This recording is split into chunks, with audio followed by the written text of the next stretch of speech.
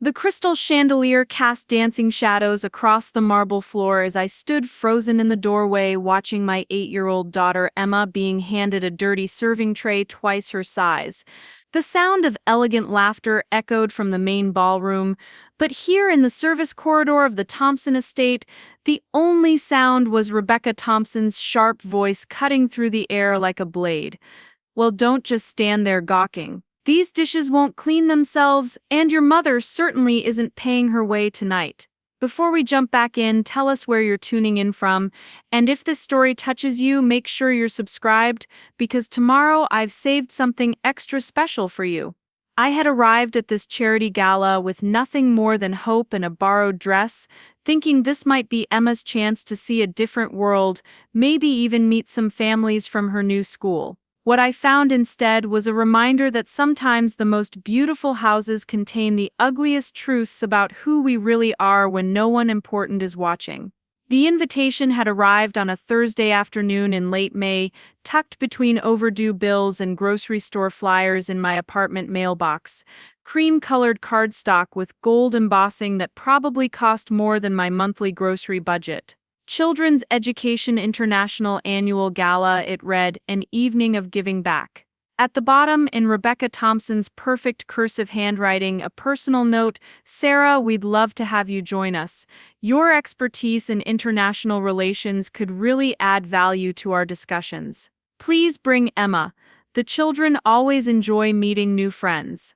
I stared at that invitation for a long time, sitting at my small kitchen table while Emma practiced piano in the living room. 6 months earlier, I wouldn't have needed to think twice about attending such an event. 6 months earlier, I was Dr. Sarah Martinez, cultural attaché at the State Department, with a Georgetown townhouse and a government salary that made charity galas a regular occurrence. But 6 months can change everything, especially when your marriage dissolves and your career gets sacrificed in the aftermath.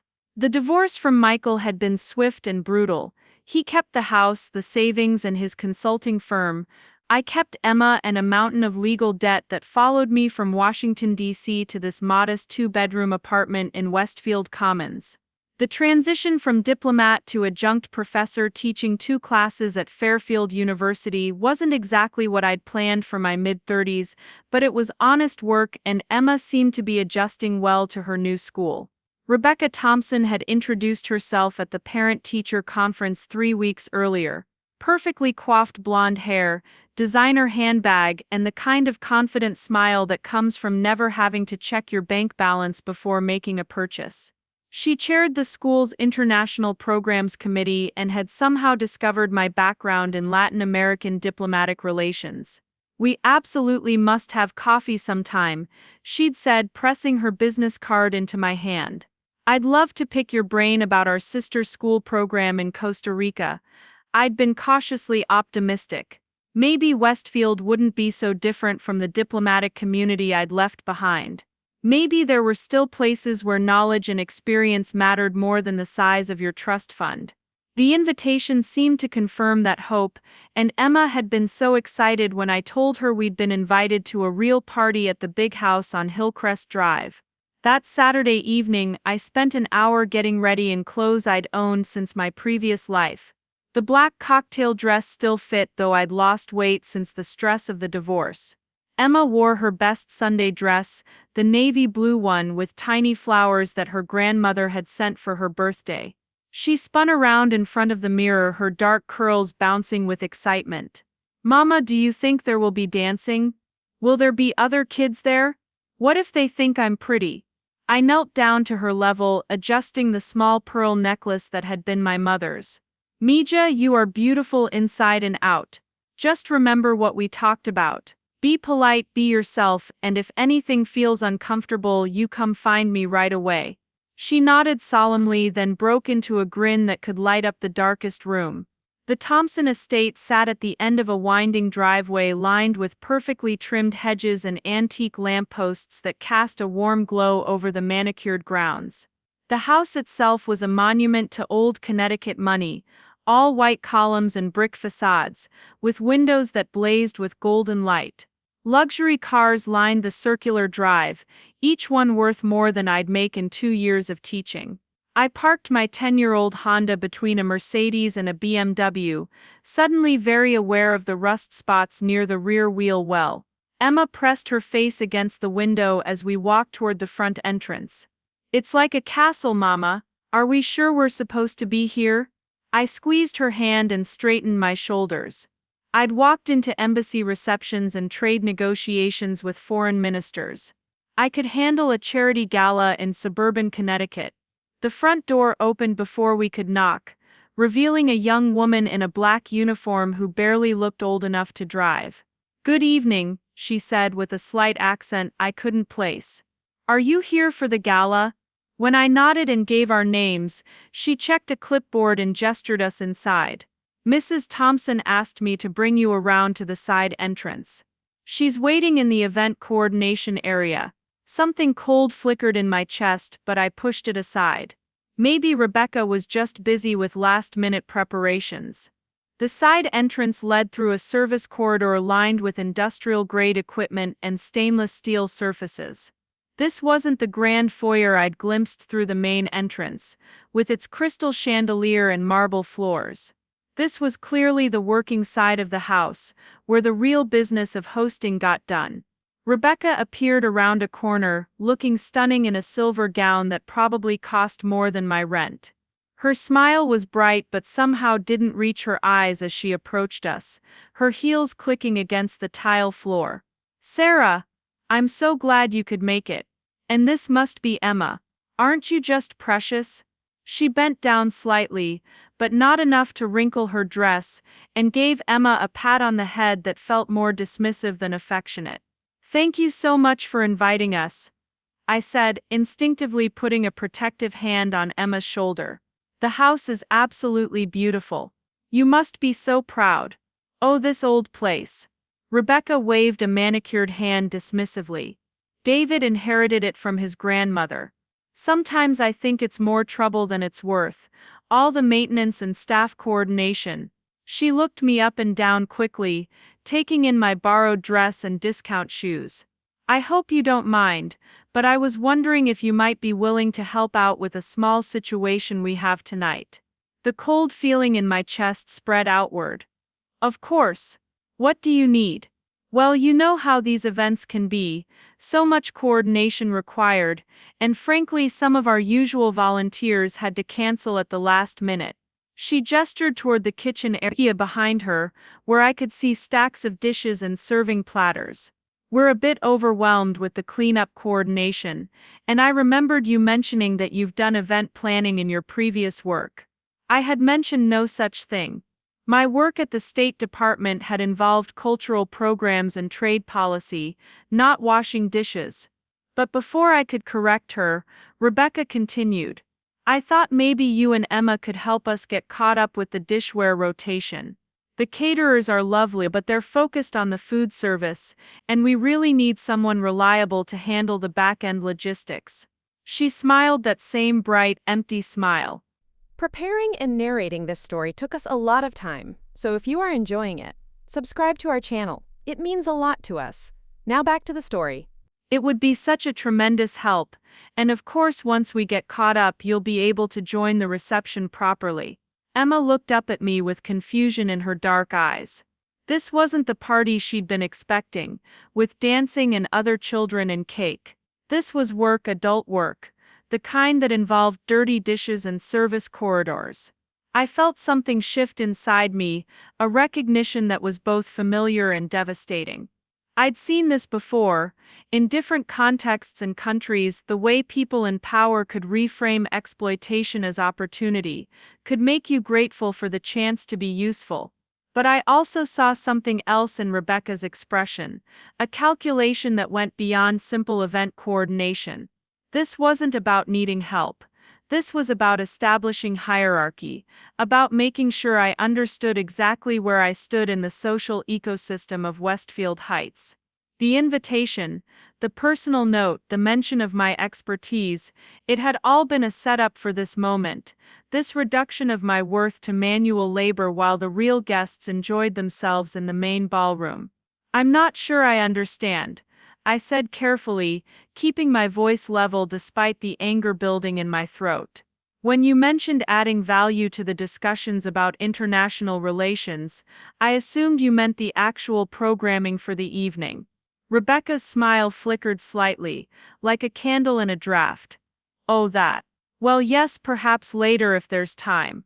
But right now, what would really add value is getting these dishes sorted so our paying guests can continue to enjoy their evening without any service interruptions. She gestured again toward the kitchen, more firmly this time. Emma, sweetheart, there are some other children helping out in the back. You can meet them while your mother gets us organized. I looked toward where she was pointing and saw two teenagers, a boy and a girl who looked like they belonged to the family, directing two younger children in sorting silverware.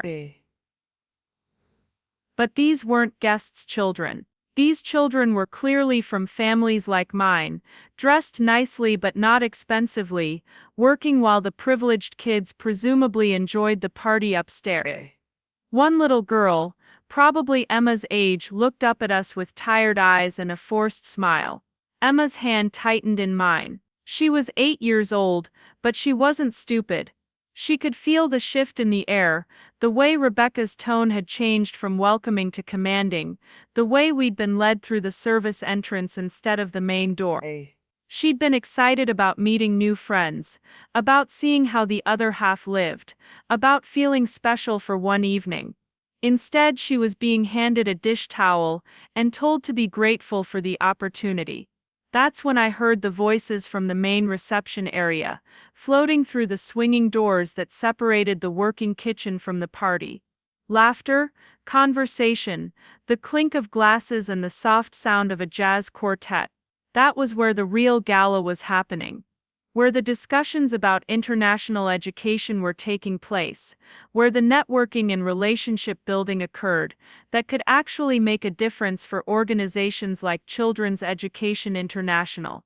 And here I was, being asked to wash dishes while my daughter sorted silverware, both of us missing the very event we'd been invited to attend. The irony was bitter and sharp.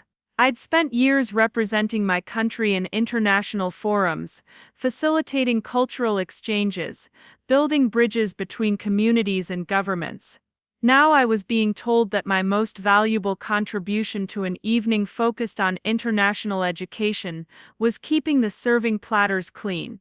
Rebecca was still talking, something about the importance of teamwork and how everyone needed to pitch in, but her words were fading into background noise as I watched Emma's face fall with the realization that this wasn't going to be the magical evening she'd imagined.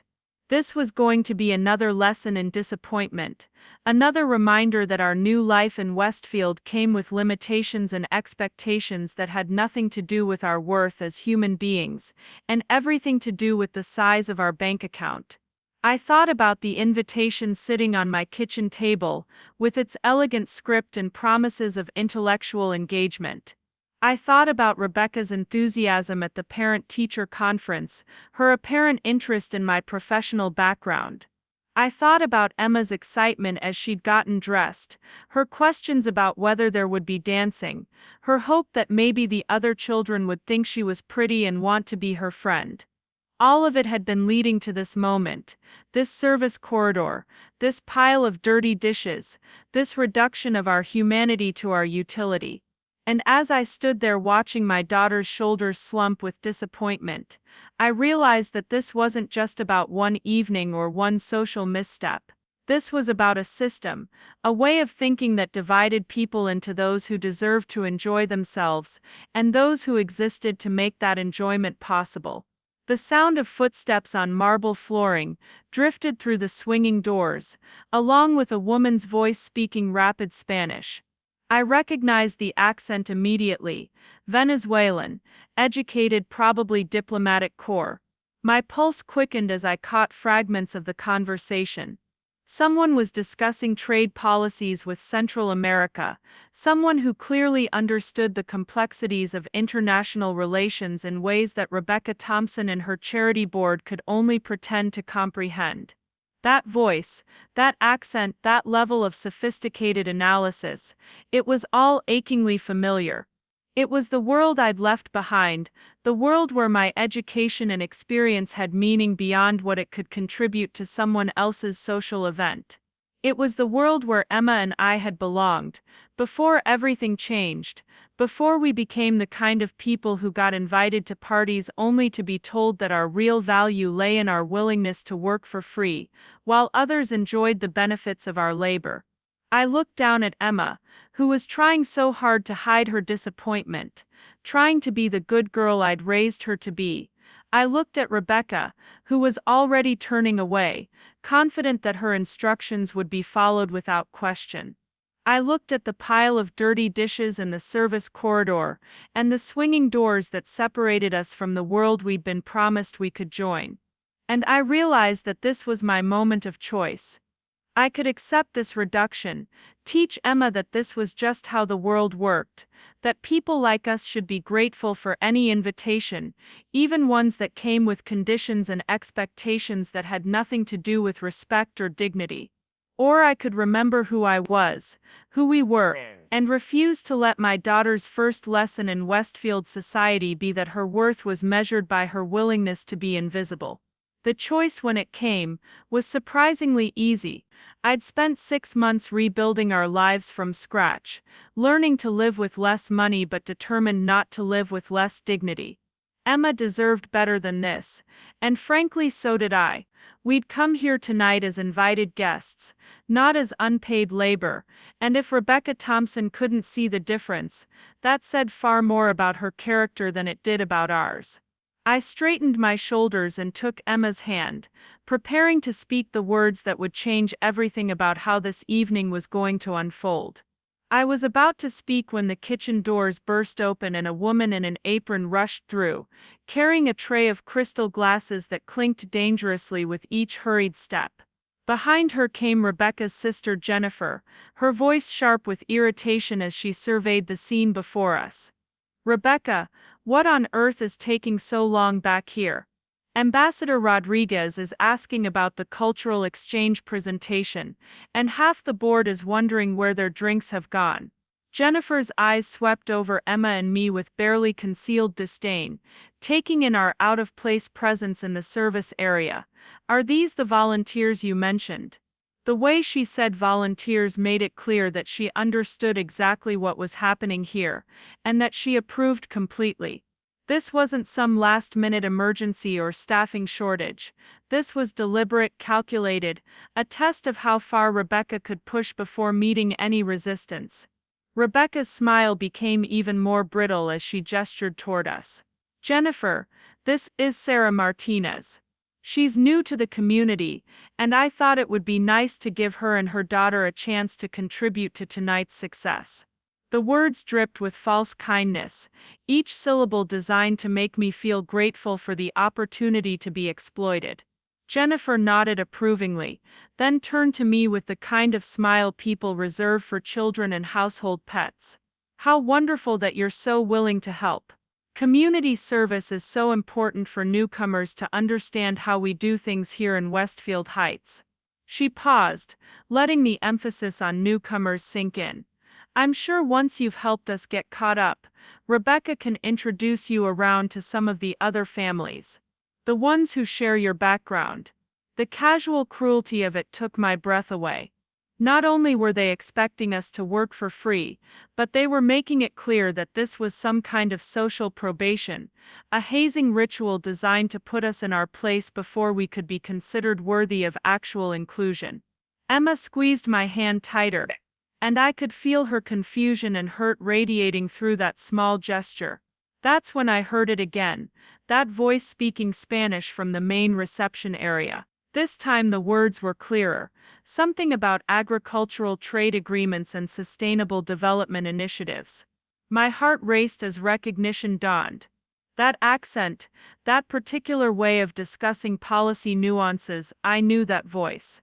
It was Ambassador Elena Rodriguez, Venezuela's representative to the United Nations Economic Council, someone I'd worked with during my final year at the State Department.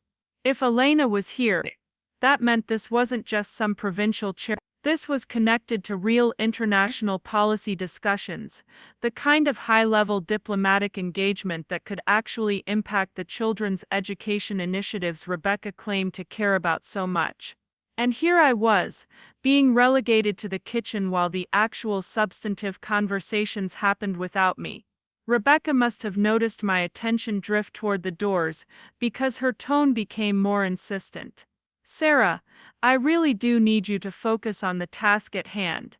We have a very important evening ahead of us, and frankly, there's no time for distractions."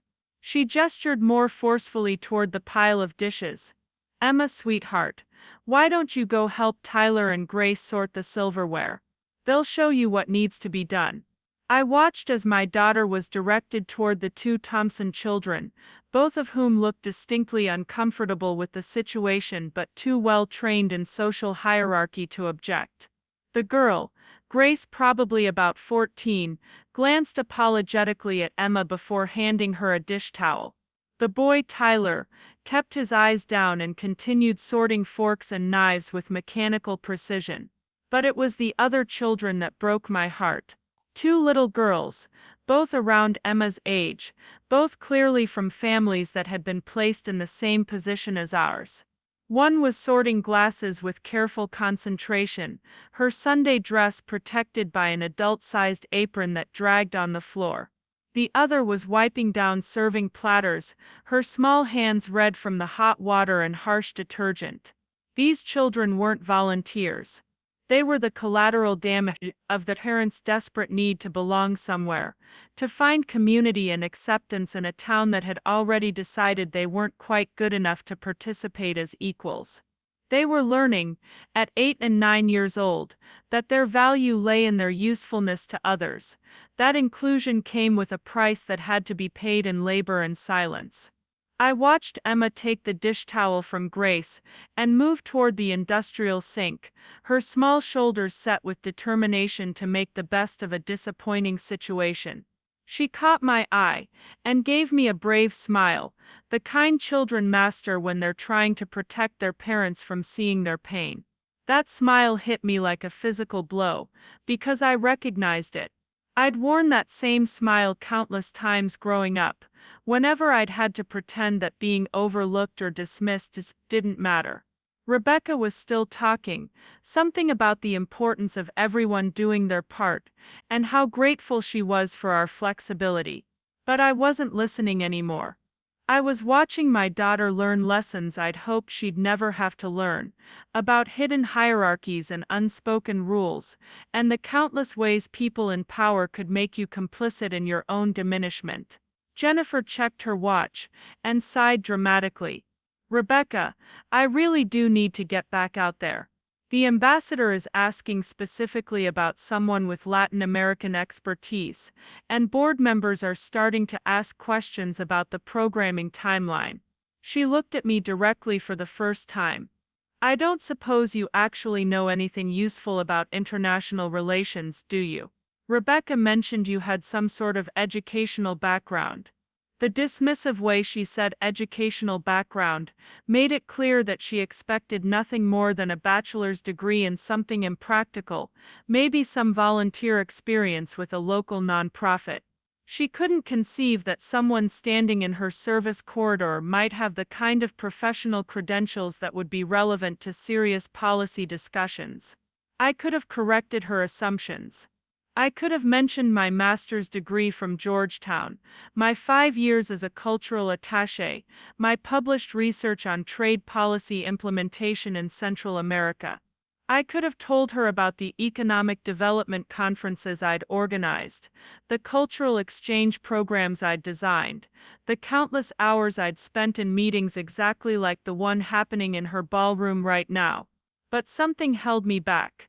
Maybe it was the way Emma was trying so hard to be helpful, folding dish towels with careful precision while the other children worked around her. Maybe it was the casual cruelty in Jennifer's voice, the assumption that anyone relegated to the service corridor must belong there. Maybe it was just exhaustion from 6 months of constantly having to prove my worth to people who'd already decided I had none. Instead, I simply said, I have some experience with international programs. Yes, Jennifer laughed, a sound like breaking glass. Oh, how lovely. Well, perhaps after you've helped us get organized back here, we can find a way for you to contribute your experience to our discussions. The way she emphasized experience made it clear that she expected nothing more than enthusiasm and good intentions, the kind of amateur input that professional diplomats learn to smile through politely. That's when the kitchen doors opened again, and the woman I'd heard speaking Spanish earlier stepped through. Ambassador Elena Rodriguez looked exactly as I remembered her, elegant and composed, with the kind of presence that commanded attention without demanding it. She wore a midnight blue gown that probably cost more than my car, but she moved with the efficiency of someone accustomed to navigating complex situations with grace. She surveyed the scene quickly, taking in the children sorting silverware, the pile of dishes, the obvious hierarchical arrangement of the room. Her expression didn't change, but something in her eyes sharpened as she processed what she was seeing.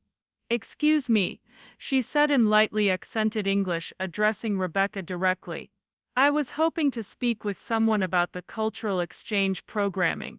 Mrs. Walsh mentioned there was someone here with expertise in Latin American educational initiatives." Rebecca's demeanor changed instantly, her back straightening as she recognized the importance of her guest. "Ambassador Rodriguez, of course. I'm so sorry you had to come looking for us. We were just finishing up some organizational details." She gestured vaguely toward the dishes, as if they were minor administrative tasks rather than manual labor she'd assigned to her guests. "I was told specifically that there was someone here with State Department experience." Elena continued, her gaze moving around the room systematically. "Someone who understands the complexities of implementing educational partnerships across different economic and political systems." I felt my breath catch in my throat. Someone had told her about my background, but clearly not Rebecca or Jennifer, who both looked surprised by the question. Elena's eyes continued their sweep of the room, and when they reached me they stopped. I saw the moment of recognition flicker across her features, followed immediately by confusion as she processed my presence in the service area. "Sarah?" she said quietly, her voice carrying a note of disbelief. "Sarah Martinez?" The silence that followed was deafening. Emma looked up from her dish towel, sensing that something significant was happening but not understanding what. The other children continued their work, oblivious to the shift in atmosphere. Rebecca and Jennifer both turned to stare at me with expressions of dawning comprehension and growing alarm.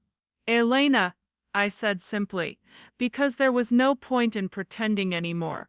"It's good to see you again."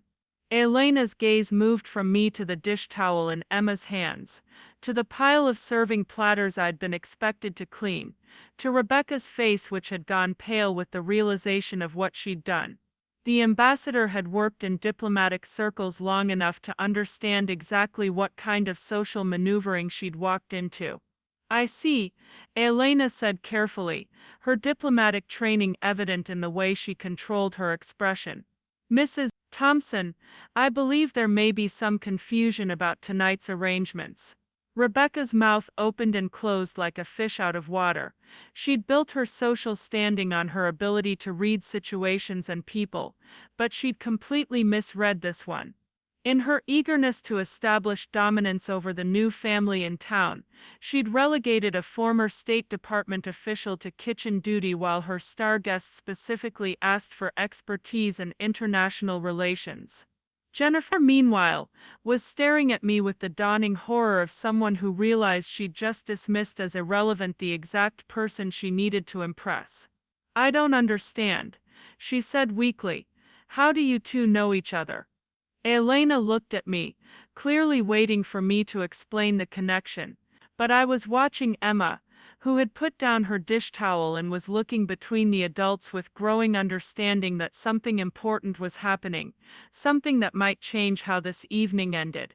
The little girl working next to her had stopped sorting glasses and was staring openly now, sensing that the careful social order of the evening was about to be disrupted in ways that might affect all of them. The Thompson children looked mortified, probably understanding better than anyone how badly their mother had miscalculated. I could have explained everything then. I could have detailed my professional history, my years of collaboration with Elena on various cultural and educational initiatives, my expertise in exactly the kinds of programs Rebecca claimed to champion. I could have watched Rebecca and Jennifer scramble to salvage their mistake, could have accepted their inevitable apologies and invitations to join the real party upstairs. But something in Elena's expression stopped me. She wasn't just confused by finding me in the service corridor.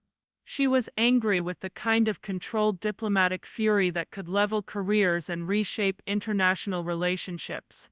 She understood immediately not just what had happened to me but what it represented about attitudes toward expertise, toward women, toward anyone who didn't fit into neat social categories.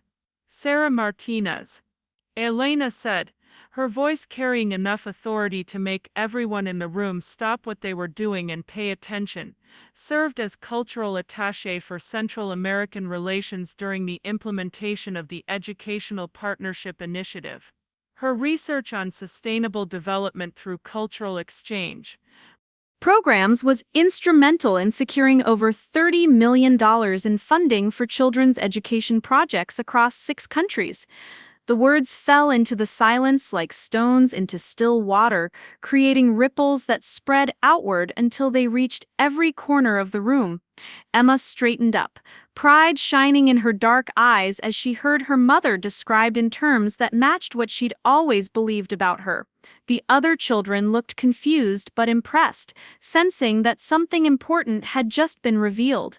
Rebecca's face had gone from pale to flushed, the kind of deep red that comes from profound embarrassment mixed with the realization that you've made an error with serious social consequences. Jennifer was staring at me like I'd just transformed from a household servant into a foreign dignitary, which in some ways was exactly what had happened.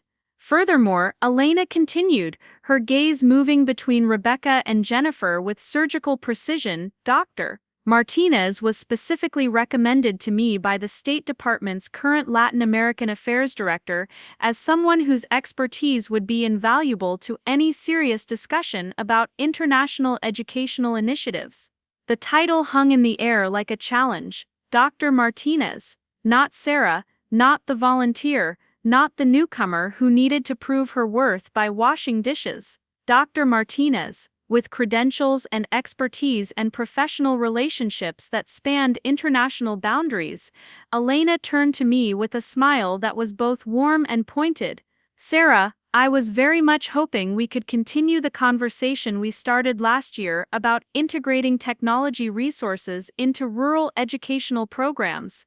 I believe you had some fascinating insights about community-based implementation strategies.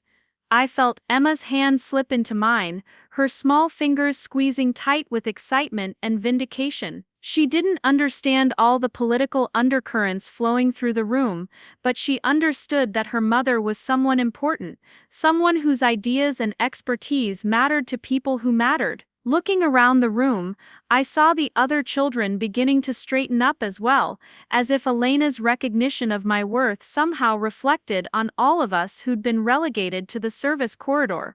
The little girl with the apron too big for her frame was standing a little taller. The boy sorting silverware had lifted his head to look directly at the adults instead of keeping his eyes downcast. It was a moment of possibility, of potential transformation, of power dynamics shifting in ways that could either restore dignity or create even deeper wounds depending on how everyone chose to respond. Rebecca and Jennifer were clearly calculating their options, trying to figure out how to recover from a mistake that could damage their social standing and potentially their access to the kind of high-level connections that made events like this worthwhile. Elena was waiting for my response, but her expression made it clear that she understood exactly what kind of choice I was being offered. I could accept the olive branch that would inevitably be extended, could graciously allow Rebecca and Jennifer to save face while Emma and I were elevated to our proper place at the grown-ups table. Or I could use this moment of revealed truth to address not just what had happened to us tonight, but what it represented about the way power worked in places like Westfield Heights. Emma tugged gently on my hand, and when I looked down at her, she whispered, "Mama, does this mean we don't have to wash dishes anymore?" Her question, innocent and direct, cut through all the diplomatic complexity and social calculation to the heart of what mattered. This was about more than professional recognition or social status. This was about teaching my daughter what she could expect from the world, what she deserved, and how she should respond when people tried to reduce her worth to her willingness to make their lives easier. I looked at Elena, then at Rebecca and Jennifer, then at the children who were all watching to see how this story would end. The next words I spoke would determine not just how the rest of our evening unfolded, but what lessons everyone in that room learned about power, dignity, and the courage required to claim both. The moment stretched between us like a bridge waiting to be crossed, and I realized that everything that had led to this point, all the disappointments and humiliations and small cruelties, had been preparing me for this single instant of choice. I could step back into the diminished version of myself that Rebecca had tried to create, or I could step forward into the full recognition of everything I'd worked to become. Emma's hand in mine anchored me to what mattered most. Whatever happened next, she needed to see that dignity wasn't something you earned through service or granted through others' approval. It was something you claimed for yourself, something you protected fiercely, something you never surrendered no matter how elegant the setting, or how polite the request to give it up. The kitchen around us seemed to hold its breath, waiting for the words that would determine whether this evening became a story of gracious recovery from social misunderstanding, or something much more fundamental about the courage required to refuse diminishment in all its polite and sophisticated forms. The silence stretched until I could hear the distant sound of jazz music floating through the doors, a stark contrast to the tension that had crystallized in this sterile service area. Emma's question about not having to wash dishes anymore hung in the air, and I realized that my answer would define not just this moment but potentially every interaction we'd have in this community going forward. I looked directly at Elena, my voice steady and clear. "I appreciate the recognition, Ambassador Rodriguez. And yes, I'd very much like to continue our discussion about rural educational technology integration." Then I turned to Rebecca, whose face had gone through several shades of mortification. "However, I think we need to address what's happening here first."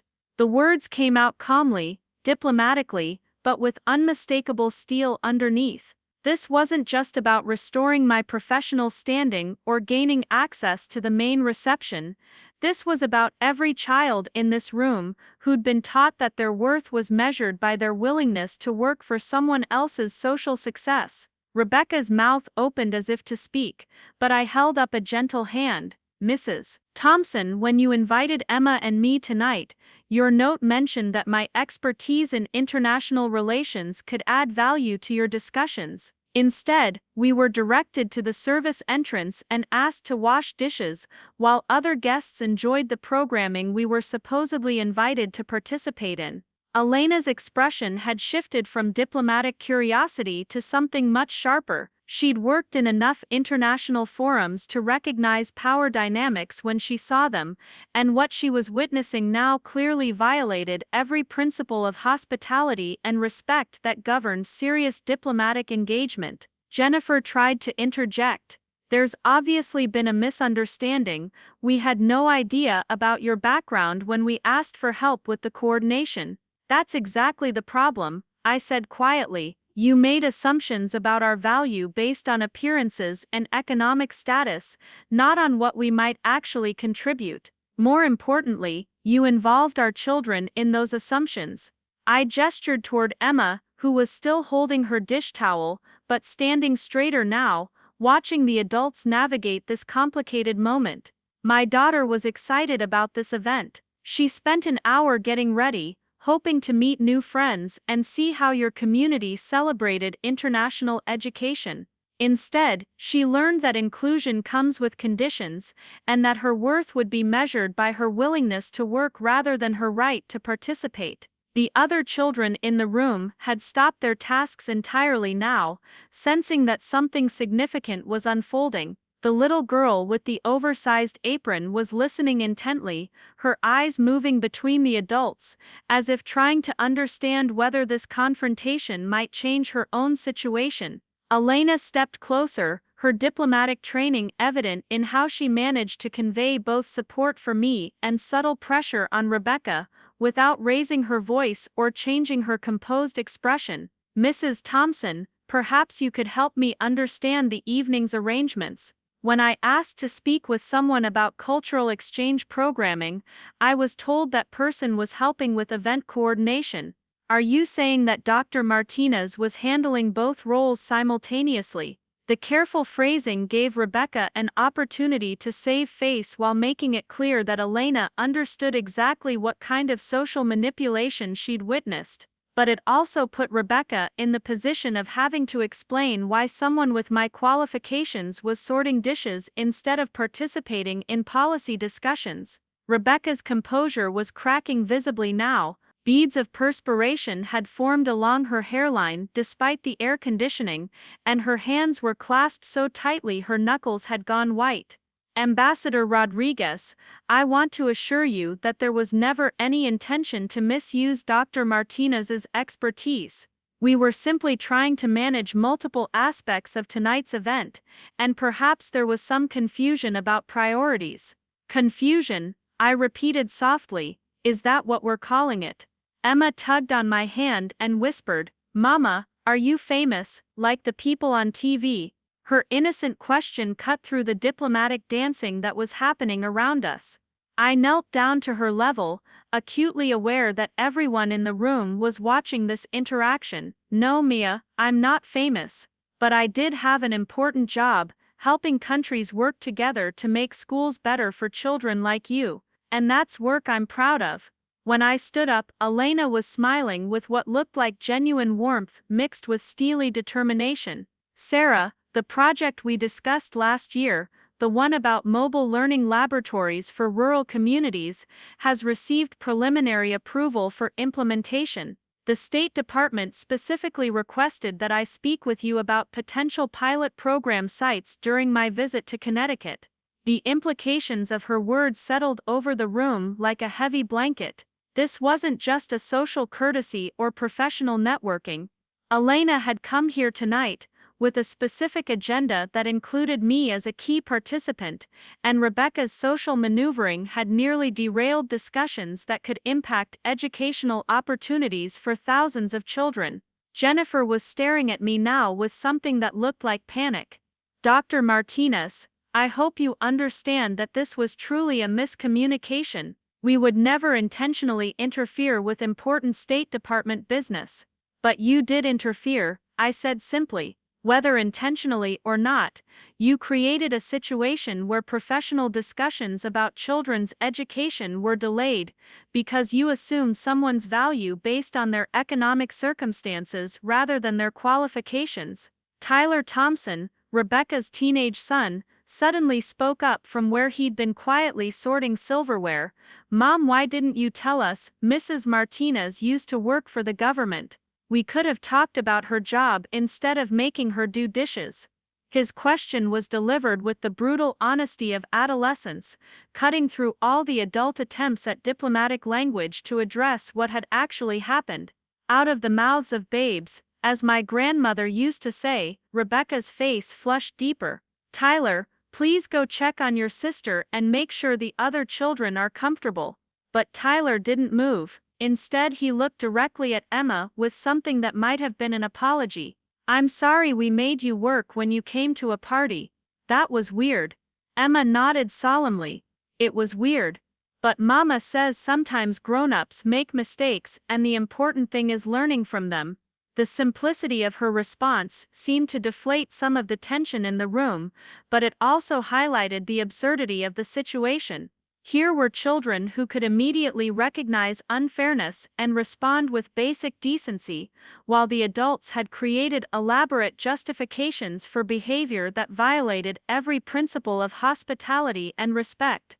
Elena checked her watch with the practiced efficiency of someone accustomed to managing complex schedules. Sarah, I have about 45 minutes before my next appointment. Would it be possible to discuss the pilot program details? I understand if the timing isn't convenient, given the circumstances. This was my moment of choice, the crossroads where I could either accept a gracious exit from an awkward situation, or use this opportunity to address the larger issues at stake. I looked around the room again, taking in the children who were watching to see how this story would end, the adults who were calculating their next moves, the power dynamics that would continue to operate long after Elena and I finished our professional discussion. I'd be happy to discuss the pilot program, I said carefully, but I think we should address the evening's arrangements first. Emma and I came here as invited guests, and these other children were brought here by their families with similar expectations. Before we move on to other business, I'd like to make sure everyone understands what happened and why it matters. Rebecca's composure finally cracked completely. Dr. Martinez, please, I'm mortified by this misunderstanding. Obviously, if I'd known about your background, things would have been handled very differently. I take full responsibility for the confusion. That's exactly the problem, Mrs. Thompson. You shouldn't need to know someone's professional credentials to treat them with basic respect, and children shouldn't be used as unpaid labor regardless of their parents' social status. I gestured toward the little girl with the oversized apron, who was listening to every word with intense concentration. What message do you think she's learning tonight about her value as a person? What about Emma? What about your own children, who are watching how you treat people when you think they can't fight back? Elena nodded approvingly. In diplomatic circles, we have protocols specifically designed to prevent these kinds of misunderstandings. Every person present at an official function is there for a reason, and everyone is treated with the respect their presence deserves. Jennifer tried one more time to deflect. Of course, we completely agree with that principle. Tonight was simply an unusual situation, with some last-minute complications. No, I said firmly. Tonight was a deliberate attempt to establish social hierarchy by relegating certain guests to service roles based on assumptions about their background and value. The only unusual thing about it is that you miscalculated who you were dealing with. The words hung in the air with the weight of absolute truth. Rebecca and Jennifer both knew that I was right, that this hadn't been a misunderstanding or a logistical error. It had been a power play designed to put the new family in their place, to establish clear boundaries about who belonged in the main reception and who belonged in the service corridor. Emma stepped closer to me, her small hand slipping back into mine. Mama, can we talk about your important job now? I want to hear about the schools you helped. Her request was perfectly timed, shifting the focus from social awkwardness to substantive discussion while making it clear that she was proud of me regardless of how others chose to treat us. It also gave everyone in the room an opportunity to move forward in a more constructive direction. Elena smiled at Emma with genuine warmth. Your mother helped design programs that brought computers and internet access to schools in places where children had never seen such technology before. Would you like to hear about some of the projects? Before Emma could answer, the kitchen doors swung open again and David Thompson appeared.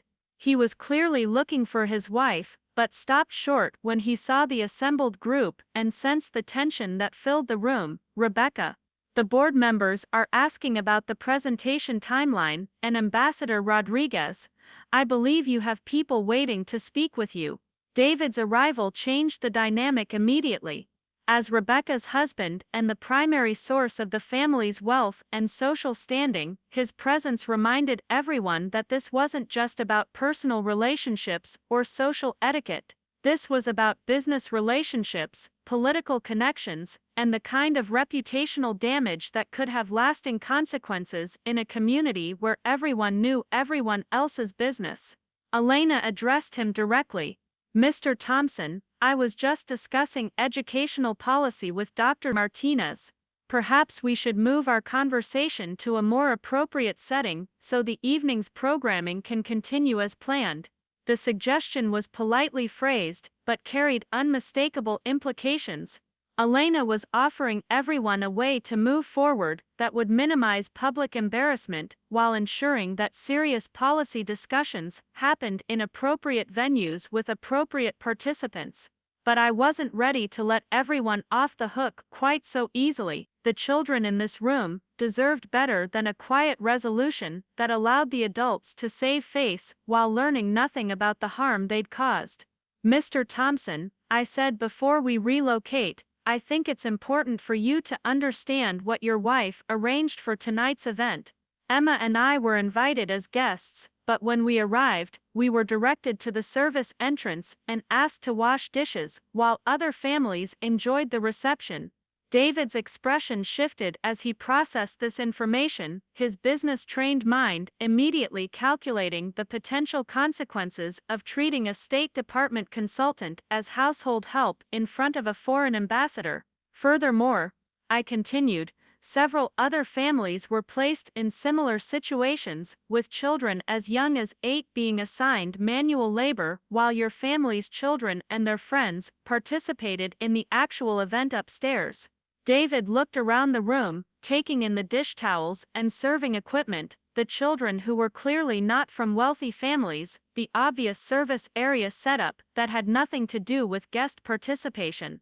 His face went pale as he understood exactly what kind of social disaster his wife had created. Dr. Martinez, he said carefully, please accept my sincere apologies for any confusion about tonight's arrangements. Obviously, there's been a serious misunderstanding about your role in this evening's programming. Not a misunderstanding, I corrected gently but firmly, a deliberate choice based on assumptions about people's worth and social position. The question now is what you intend to do about it. Emma squeezed my hand and whispered loudly enough for everyone to hear, Mama, does this mean we get to go to the real party now? Her question, innocent and direct, cut through all the diplomatic complexity to the heart of the matter. These children had been promised participation in a celebration of international education, and instead, they'd been given work assignments based on their family's social status. Elena checked her watch again. Perhaps we could discuss both the evening's arrangements and the educational policy matters in the main reception area. That would allow Dr. Martinez and the other families to participate as intended while we address the pilot program details. It was a diplomatic solution that offered everyone a face-saving exit while ensuring that substantive discussions happened in appropriate settings. But it also required acknowledgement from the Thompsons that significant changes needed to be made to the evening's arrangements. David nodded immediately. Of course, Ambassador Rodriguez. Dr. Martinez, we would be honored to have you join the main reception and contribute to our policy discussions. And obviously, all the families here tonight should be participating as our guests, not handling event logistics. Rebecca finally found her voice again. I want to personally apologize to all the families for this confusion. Please, everyone should feel welcome to join the main reception immediately. But the little girl with the oversized apron stepped forward, her voice small but clear. My mommy said we had to help with dishes, or we couldn't stay for the party. She said that's how things work when you can't afford to donate money. Her words fell into the sudden silence, like a stone into still water, creating ripples that spread throughout the room. This wasn't just about Emma and me, this was about a systematic approach to social hierarchy that used economic status to determine who deserved respect and who was expected to earn their inclusion through unpaid labor. Elena's expression had gone completely cold, the diplomatic equivalent of ice forming on a window. I see, So this evening's arrangements were designed to create different classes of participation based on families' economic contributions. David's face had gone from pale to gray. As a businessman, he understood immediately that having a foreign diplomat witness this kind of discriminatory behavior could have consequences far beyond social embarrassment. I looked around the room, at the children who were watching this confrontation unfold, at the parents who would soon learn what had been required of their families, at the power dynamics that would continue to operate in this community long after tonight's event ended. "Thompson," I said quietly, "this isn't about one evening or one social event. This is about the values you're teaching your children and the kind of community you're building. The question is whether you're going to address these issues or just apologize for getting caught." The room fell silent again, everyone waiting to see how David would respond to a challenge that went far beyond diplomatic courtesy or social etiquette to address fundamental questions about dignity, respect, and the courage required to treat all people as worthy of both. Emma looked up at me, with eyes that held both pride and curiosity, waiting to see how this story would end, and what lessons she would carry with her into all the social situations yet to come. The next few minutes would determine not just how we spent the rest of our evening, but what kind of community Westfield Heights would choose to become. David Thompson stood in the doorway for what felt like an eternity, his business-trained mind clearly calculating the potential fallout from this situation. A foreign ambassador had witnessed his family's discriminatory treatment of guests, his wife had relegated a former State Department official to kitchen duty, and now multiple families were revealing that they'd been systematically exploited based on their economic status. The social and professional consequences could be devastating. When he finally spoke, his voice carried the weight of someone who understood that his next words would define not just this evening, but his family's reputation in both the local community and broader professional circles. "Dr. Martinez, Ambassador Rodriguez, I need to be completely clear about something. What happened here tonight was absolutely unacceptable, and it stops now." He turned to face Rebecca, his expression grave. "I want every family who was asked to perform service duties tonight to be personally invited into the main reception immediately. Not as volunteers, not as helpers, but as the honored guests they should have been from the beginning." His voice grew stronger as he continued. "Furthermore, I want public acknowledgement during tonight's programming that we failed to properly welcome everyone, and I want concrete steps taken to ensure this never happens again." Rebecca opened her mouth as if to protest, but David held up his hand. "This isn't negotiable, Rebecca. We've damaged relationships with people in our community, we've traumatized children, and we've embarrassed ourselves in front of international representatives.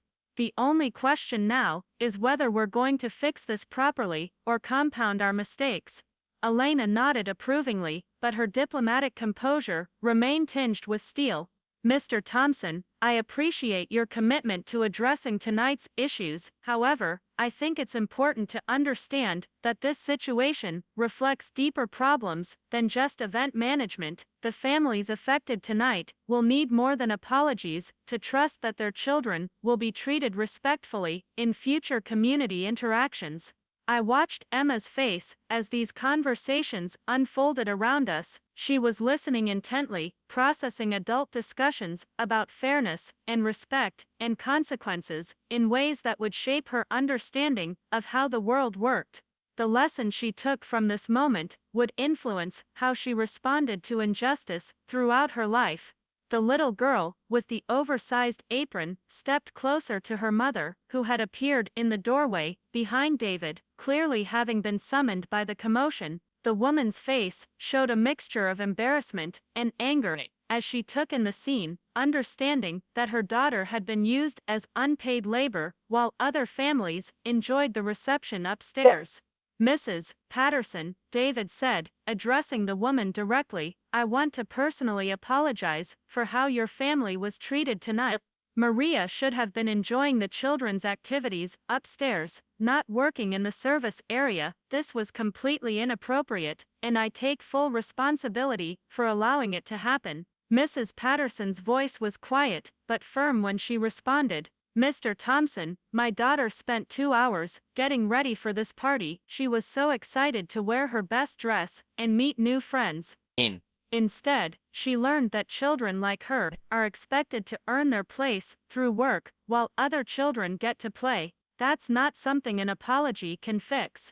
Her words hit with the force of absolute truth. This wasn't just about social etiquette or event management. This was about children learning fundamental lessons about their worth and place in the world, lessons that could shape their expectations and self-perception for years to come.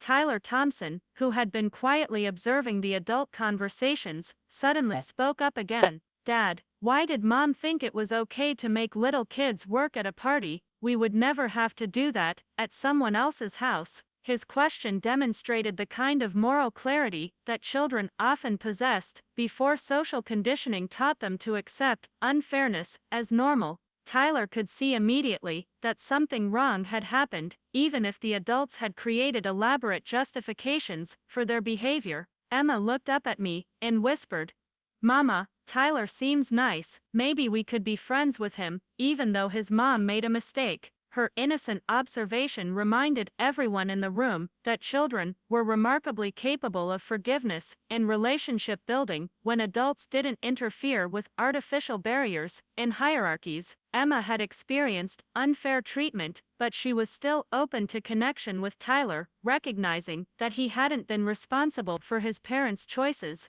Elena checked her watch once more, but this time, her gesture seemed less about schedule management and more about giving everyone a moment to process what had been revealed. "Mr. Thompson, I think it would be appropriate for me to address tonight's gathering about the importance of inclusive practices in international educational partnerships. Communities that demonstrate respect for all families, regardless of economic status, are much more likely to be selected for pilot programs and funding opportunities." The implications of her statement were clear. The Thompsons' discriminatory behavior hadn't just harmed local families, it had potentially damaged their community's chances of receiving significant educational resources and international recognition. The charity event that was supposed to showcase Westfield's commitment to children's education had instead revealed attitudes that could disqualify them from serious consideration. David's face went pale as he understood the full scope of what Elena was suggesting.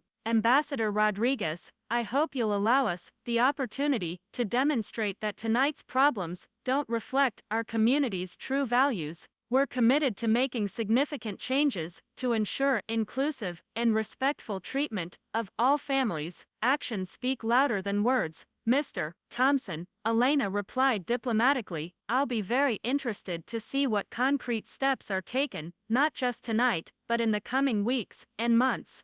Rebecca finally found her voice again, though she looked like she'd aged years in the past hour. "Dr. Martinez, I want you to know that I'm mortified by how this evening unfolded. I let social pressures and organizational stress cloud my judgment, and I subjected your family and others to treatment that was completely inappropriate. I don't expect immediate forgiveness, but I hope you'll give me the chance to make this right."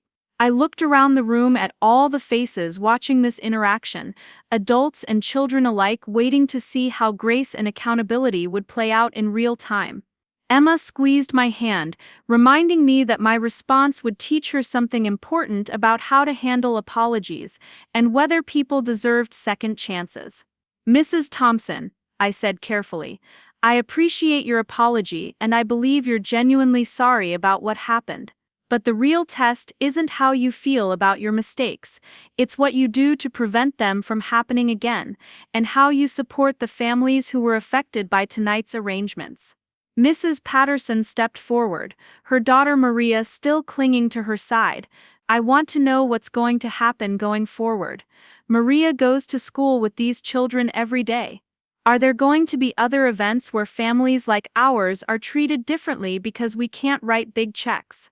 Her question addressed the systemic issues that went far beyond tonight's charity gala. In communities like Westfield Heights, social hierarchies often played out through school events, sports teams, extracurricular activities, and volunteer opportunities. Without concrete changes to underlying attitudes and practices, tonight's problems would simply resurface in different contexts. David nodded gravely. Mrs. Patterson, you raise an excellent point. I think we need to establish clear policies for all community events to ensure that participation is based on interest and availability, never on economic status or willingness to perform unpaid labor. Elena smiled for the first time since entering the service area.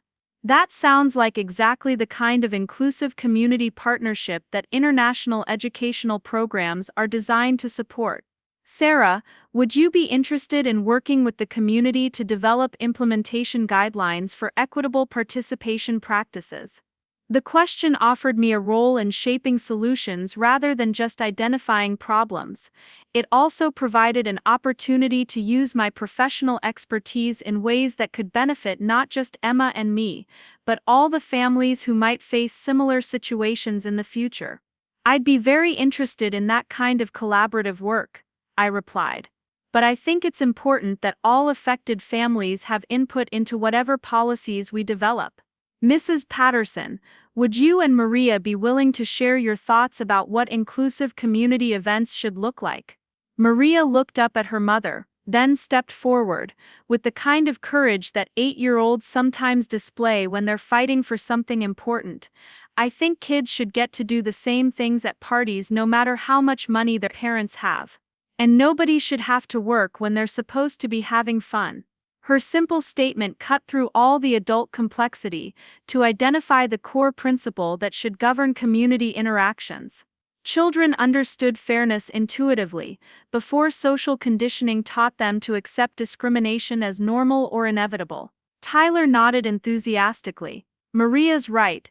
That's weird that we made you guys work. Next time we have a party, you should just come play with us. The easy acceptance between the children highlighted how much simpler social harmony could be when adults didn't create artificial barriers and hide. Emma and Maria and Tyler were ready to be friends immediately, if given the opportunity. Elena gathered her purse and prepared to transition to the main reception. Sarah, shall we continue our discussion about the pilot programs upstairs? I think the other board members would benefit from hearing about community-based implementation strategies, especially in light of tonight's conversations about inclusive practices. As we prepared to leave the service area, I looked around at the children who had been working instead of playing, the parents who had been told their families could only participate through unpaid labor, the power dynamics that had been exposed and challenged over the past hour. Before we go upstairs, I said I want to make sure everyone understands what we've learned tonight. This wasn't just about event management or social etiquette. This was about fundamental respect for human dignity, about the values we teach our children, and about the kind of community we want to build together. I knelt down to Emma's level, speaking to her but knowing that all the other children were listening. Mija, what happened tonight was wrong, but look how many people stepped up to make it right when they understood what was going on. That's what we do when we see unfairness. We speak up, we support each other, and we work together to fix the problems. Emma nodded solemnly, then looked at Maria and Tyler. Maybe at the next party, we can all just play together. From the beginning. That sounds perfect, Maria replied, and Tyler grinned his agreement. As we finally moved toward the main reception, Elena walking beside me, while the children chattered excitedly about the evening's revelations, I reflected on how quickly situations could change when people found the courage to speak truth to power.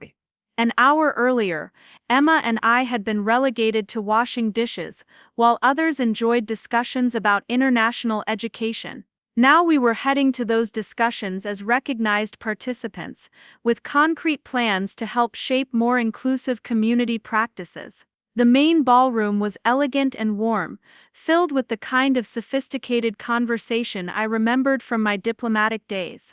Board members and community leaders were engaged in animated discussions about educational policy, cultural exchange programs, and funding opportunities. This was where we should have been all along, contributing our expertise and perspectives to conversations that could genuinely impact children's educational opportunities. Elena immediately began introducing me to other attendees, describing my background and expertise with the kind of professional respect I'd almost forgotten I deserved. Board members who had never heard my name an hour earlier were suddenly very interested in my opinions about rural educational technology, community-based implementation strategies, and cross-cultural program development. But the most meaningful part of the evening came when Emma, Maria, and Tyler found each other again in the children's area that had been set up in an adjoining room.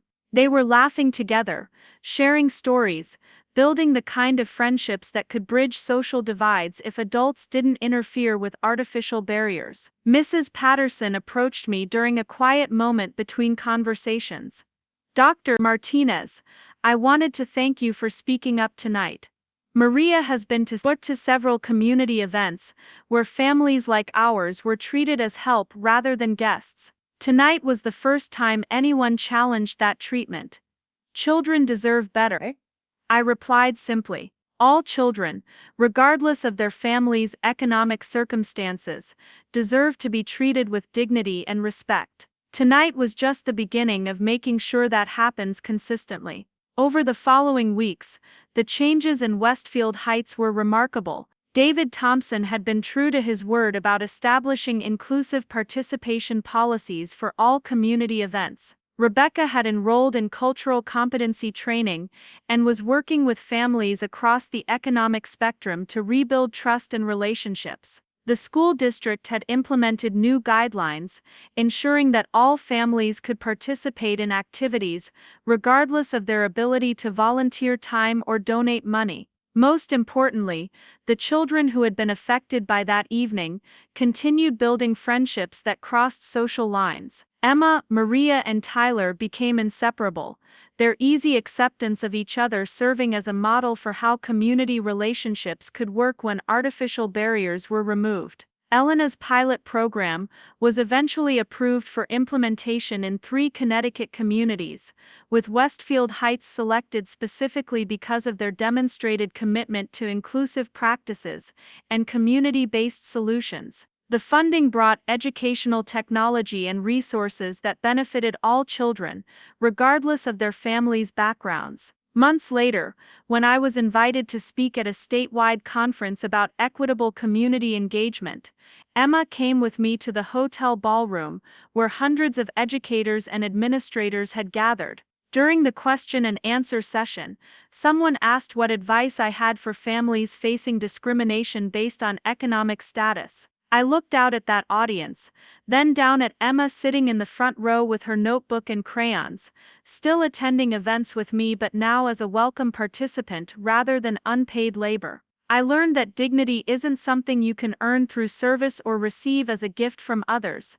I said, it's something you claim for yourself and protect fiercely. And when you have children, your job is to model that for them, so they grow up understanding that their worth isn't negotiable. Emma smiled up at me from her seat, and I knew she had learned exactly the lessons I'd hoped she would from that difficult evening at the Thompson estate. She understood that fairness was worth fighting for, that speaking up against injustice was necessary even when it felt uncomfortable, and that people could change when confronted with the consequences of their choices. The standing ovation that followed my presentation wasn't really for me. It was for every parent who had ever found the courage to protect their child's dignity, every community leader who had chosen inclusion over exclusion, and every child who deserved better than the circumstances they'd been born into. As we drove home that evening, Emma asked me, "Mama, do you think other kids will hear about what happened at the party and learn they don't have to accept mean treatment?" "I hope so, Mia," I replied. "That's why we tell our stories. So other people know they're not alone, and they have the right to expect better." She nodded thoughtfully, then returned to her coloring. but I could see in her concentrated expression that she was processing lessons that would stay with her throughout her life, understanding that sometimes the most important thing you can do is refuse to accept diminishment, even when it comes wrapped in polite requests and elegant settings. The Thompson estate still sat at the end of Hillcrest Drive, its manicured gardens and antique lampposts casting the same warm glow over the neighborhood.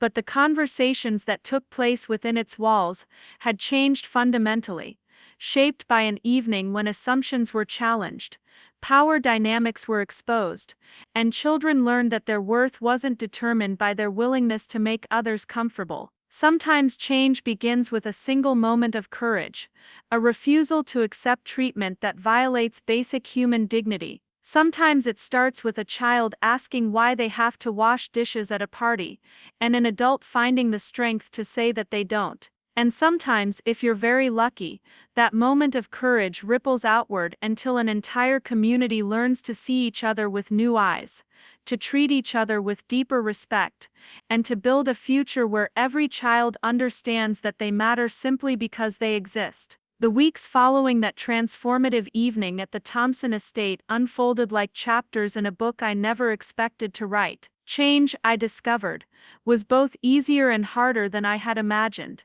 Easier because once people understood the full scope of what had happened, many genuinely wanted to make things right.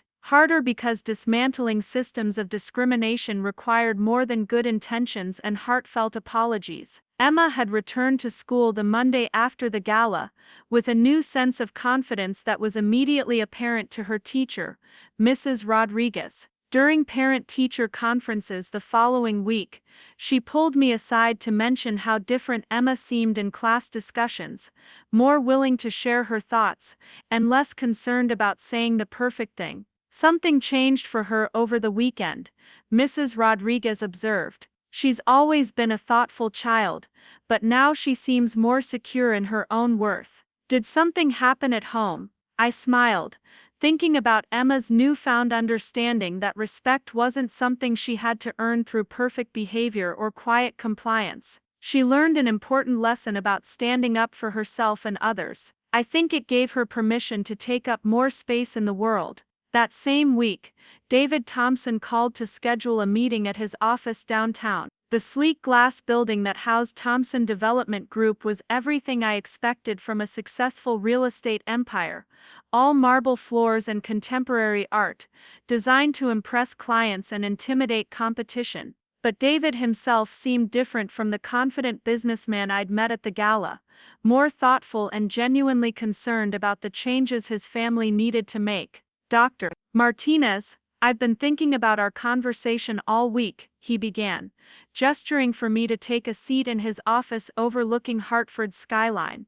Rebecca and I have done a lot of soul-searching about what happened at the gala, and we realize this goes much deeper than one evening of poor judgment. We want to make real changes, but we're not sure where to start. I appreciated his directness and the fact that he wasn't trying to minimize what had occurred. Mr. Thompson, the first step is acknowledging that what happened wasn't an accident or a miscommunication. Your wife made deliberate choices about how to treat different families based on her assumptions about their social status. Until you're willing to confront that reality, any changes you make will be superficial. He nodded slowly, clearly uncomfortable with the bluntness of my assessment, but not arguing with it. You're right, and that's exactly why we need help. Rebecca has already started working with a consultant who specializes in inclusive community engagement, but we want to do more than just fix our own behavior. We want to address the systemic issues that allowed this to happen in the first place. Over the next hour, we discussed concrete steps that could transform how community events were planned and executed in Westfield Heights. David was surprisingly open to radical changes, including financial transparency about event costs, sliding scale participation fees based on family income, and rotating leadership roles so that the same wealthy families weren't always making decisions for everyone else. I keep thinking about what Mrs. Patterson said, he admitted near the end of our meeting, about her daughter spending 2 hours getting ready for a party, only to be told she had to work for her place there. That's not the kind of community I want my children growing up in, and it's certainly not the legacy I want to leave. His willingness to examine his own complicity in discriminatory systems was encouraging, but I knew that real change would require sustained effort from many people, not just the good intentions of one guilty family. Mr. Thompson, the challenge will be maintaining this commitment when it becomes inconvenient, or when other community members resist changes that threaten their own privileged positions. The truth of that statement became clear sooner than either of us expected. When news of the proposed changes began circulating through Westfield Heights social networks, the response was mixed at best. Some families, particularly those who had been marginalized by existing practices, were enthusiastic about more inclusive approaches to community engagement, but others, especially those who had benefited from the status quo, were openly resistant to what they saw as unnecessary political correctness. Jennifer Walsh, Rebecca's sister, called me directly to express her concerns about the new policies being considered for school and community events. Her tone was carefully modulated, diplomatic in the way of someone who had learned to package criticism as concern, but her message was unmistakably clear. Dr. Martinez, I hope you understand that Rebecca feels terrible about the misunderstanding at the gala, she began, though we both knew it hadn't been a misunderstanding, but some of us are worried that the proposed changes might go too far in the other direction. We don't want to create an environment where successful families feel unwelcome or penalized for their achievements. I listened to her carefully constructed arguments about maintaining excellence and encouraging philanthropy, recognizing the coded language that people in power often used when asked to share that power with others. Mrs. Walsh, I'm curious about what you mean by successful families feeling unwelcome. Are you suggesting that treating all families with equal respect somehow diminishes the achievements of wealthy families? The pause that followed was telling. Jennifer was clearly trying to find a way to express her real concerns without sounding as discriminatory as she actually was. Well, no, of course not. It's just that families who have worked hard to achieve financial success often want to be recognized for their contributions to the community. When everyone is treated exactly the same regardless of their ability to give back, it can feel like their generosity isn't valued. I see, I replied evenly. So you're concerned that without the ability to purchase preferential treatment for their children, wealthy families might not want to participate in community events at all. Another pause, longer this time. That's not exactly what I meant. Mrs. Walsh, let me ask you a direct question. Do you believe that children from wealthy families deserve better treatment at community events than children from working-class families? Of course not, she said quickly, but without conviction. All children deserve respect and consideration. Then you should have no problem with policies that ensure all children receive exactly that kind of respect and consideration, regardless of their parents' bank accounts. The conversation ended shortly after that exchange, but I knew it represented a larger struggle that was playing out throughout the community. Change was never easy, especially when it required people to give up advantages they had come to see as natural and deserved. Meanwhile, Elena Rodriguez had followed through on her promise to include Westfield Heights in the State Department's pilot program for international educational partnerships. The announcement brought significant attention to our small Connecticut community, including a feature article in the Hartford Courant about innovative approaches to inclusive education funding. The reporter, a sharp young woman named Lisa Chen, was particularly interested in the connection between the community's commitment to equitable practices and their selection for the federal program. During our interview, she asked pointed questions about what had motivated such dramatic policy changes in such a short time. Dr. Martinez, community leaders describe a rapid transformation in how Westfield Heights approaches family engagement and social inclusion. What sparked this change? I chose my words carefully, aware that how I described the gala incident would affect not just the Thompson family, but the entire community's reputation. Sometimes it takes a specific incident to reveal patterns that have been operating under the surface for a long time. Our community had to confront some uncomfortable truths about how we were treating different families, and we decided to do better. Can you be more specific about what kinds of patterns you're referring to? Emma, who was sitting nearby working on homework while I did the interview, looked up from her math problems. Mama, are you talking about the party where they made us wash dishes? Lisa Chen's eyes sharpened with professional interest. What party was that, Emma? I felt a moment of panic, realizing that Emma's innocent comment might open up aspects of the story I hadn't intended to make public. But then I looked at my daughter's open, honest face and remembered the lessons I wanted her to learn about truth-telling and accountability. There was a charity gala where some family, including ours, were asked to perform service work instead of participating as guests. I said simply. It highlighted some problematic assumptions about people's worth based on their economic status, and it motivated us to examine how we could do better as a community. Lisa asked follow-up questions, and I answered them honestly but without unnecessary detail about specific individuals. The resulting article focused on systemic changes rather than personal blame, emphasizing the positive transformation that was possible when communities committed to genuine inclusion. The article's publication brought unexpected attention from other communities facing similar challenges. I began receiving invitations to speak at conferences and workshops about equitable community engagement, often with Emma accompanying me to provide the child's perspective on how discriminatory practices affected young people. One particularly memorable speaking engagement was at a national conference on rural education, where I shared the stage with Elena Rodriguez and several other experts in international development.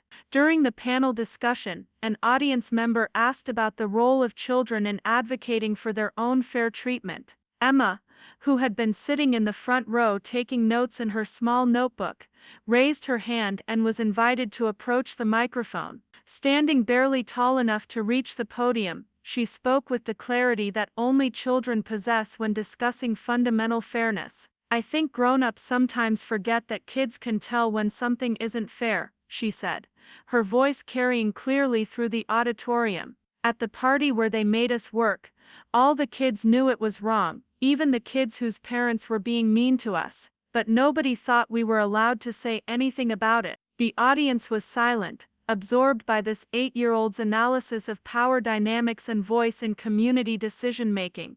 Emma continued, I think if grown-ups asked kids what we thought was fair, a lot of problems would be easier to fix. Kids are really good at sharing and being nice to each other when grown-ups don't tell us we can't.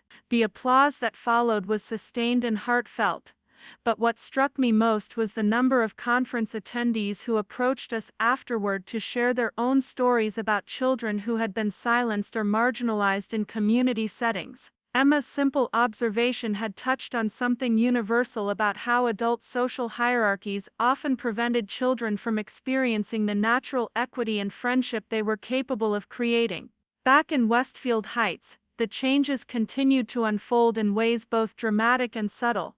The elementary school implemented new policies ensuring that all classroom celebrations and field trips were accessible to families regardless of economic circumstances. The parent-teacher organization restructured their leadership model to include rotating positions and decision-making processes that didn't favor families with flexible work schedules or discretionary income.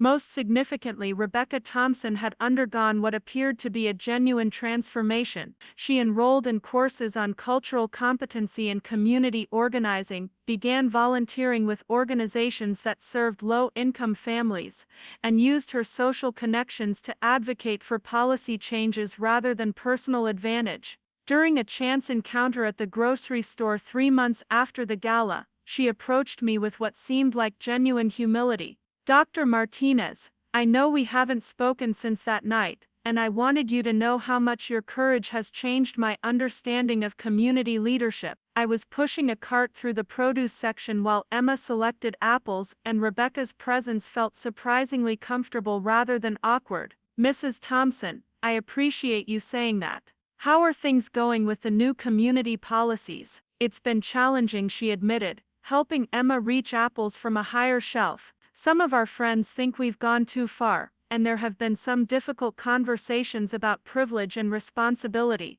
But David and I both feel like we're finally building the kind of community we actually want our children to inherit.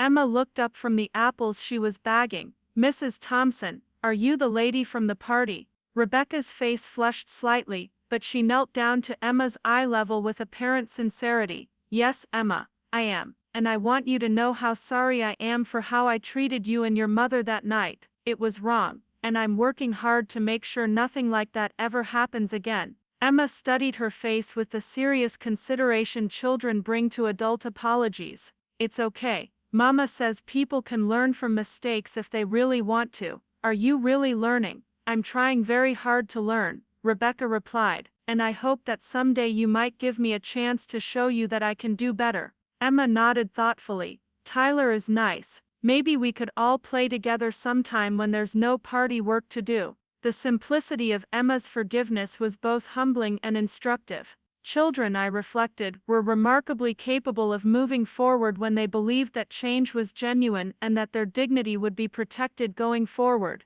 As winter turned to spring, the pilot educational program Elena had championed began implementation across 3 Connecticut communities. Westfield Heights was selected not just for their demonstrated commitment to inclusive practices, but because the children who would benefit from enhanced educational technology represented diverse economic backgrounds and family structures. Emma was among the first students to participate in the new Mobile Learning Laboratory program, where tablets and internet connectivity brought advanced educational resources to students regardless of their family's ability to provide such technology at home. Watching her excitement about accessing online museums and virtual science experiments reminded me why these programs mattered so much. But perhaps the most meaningful indicator of change came during the spring parent-teacher conferences, when Mrs. Patterson approached me in the school hallway. Maria was walking beside her, chattering excitedly about a class project she was working on with Emma and Tyler. Dr. Martinez, I wanted to thank you again for what you did at the gala, Mrs. Patterson said quietly. Maria has never felt so comfortable participating in school activities. For the first time, she doesn't feel like she has to prove she belongs here. I watched our daughters animatedly discussing their collaborative presentation on international friendship, their easy partnership serving as a living example of what was possible when artificial barriers were removed. Mrs. Patterson, our children did most of the hard work by showing us what genuine inclusion looks like. They've been teaching the adults how to build community. The spring charity event, when it finally took place, was a testament to how much had changed in our small Connecticut town. Held at the community center rather than a private estate, it featured programming developed collaboratively by families from across the economic spectrum. Children participated as honored guests and junior ambassadors, sharing their own ideas about international friendship and cultural exchange. Emma stood at a microphone during the children's presentation segment, no longer nervous about speaking up in public settings. My friend Maria and I learned that kids all over the world like to play the same games and ask the same questions, She told the assembled audience. I think if grown-ups remembered how to be friends like kids do, there would be a lot less fighting and a lot more fun. The audience laughed appreciatively, but I could see in their faces that they were also absorbing a more serious message about the simplicity of genuine inclusion and respect. Elena Rodriguez, who was attending as the keynote speaker, smiled broadly from her seat in the front row. Later that evening, as Elena and I walked through the community center reviewing the educational partnership materials, she reflected on how much had changed since that difficult night in the Thompson kitchen. Sarah, I've worked in dozens of communities trying to implement inclusive educational programs. Most of them struggle for years to achieve the kind of authentic collaboration I've seen here in just a few months. I think crisis can be a powerful motivator, I replied, watching Emma and her friends cleaning up art supplies without being asked, their natural cooperation a sharp contrast to the forced labor that had characterized the original gala. When people are confronted with the real consequences of discriminatory behavior, they sometimes find the courage to change faster than anyone expects. Elena nodded thoughtfully. The challenge will be sustaining these changes as time passes and the memory of that initial crisis fades. How do you maintain accountability when people start to forget why change was necessary in the first place?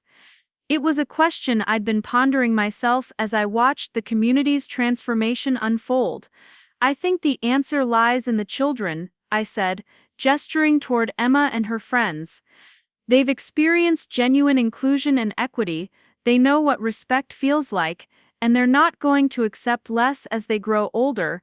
They'll hold us accountable in ways that policies and procedures never could. As we drove home that night, Emma reflected on the evening's events with the wisdom that children sometimes display when they've been given space to think deeply about important issues. Mama, tonight felt like what the first party should have been like. What made it different? I asked, genuinely curious about her perspective. Everyone got to be themselves, she said simply.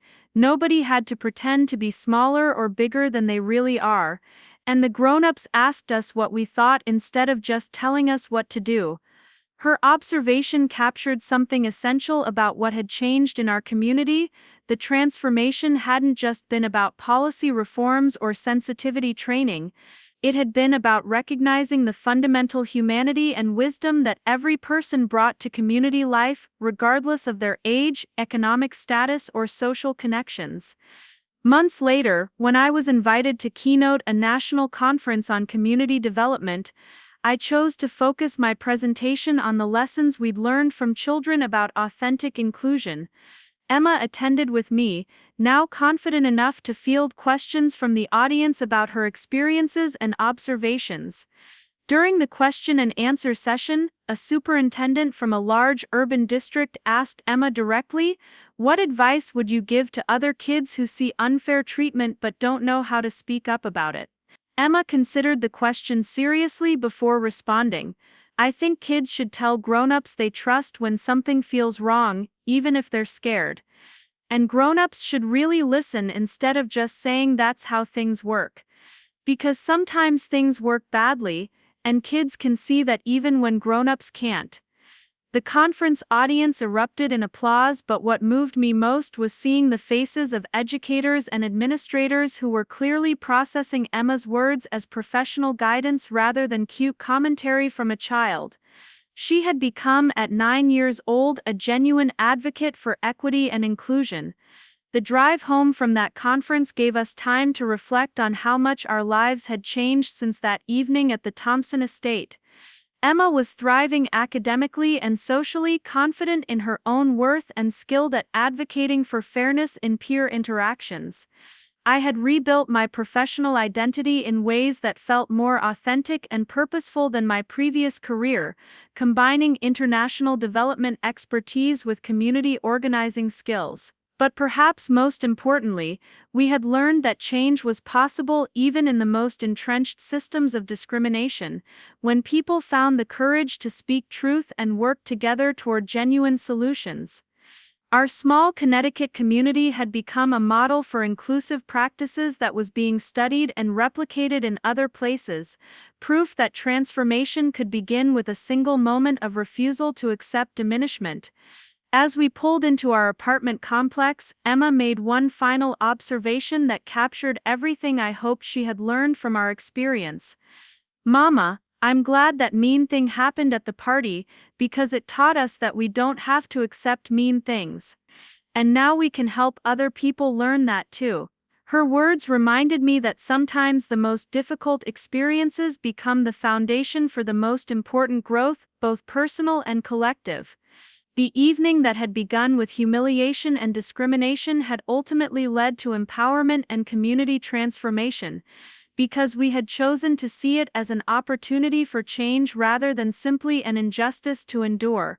That night, as I tucked Emma into bed, she asked one more question that would stay with me for years to come.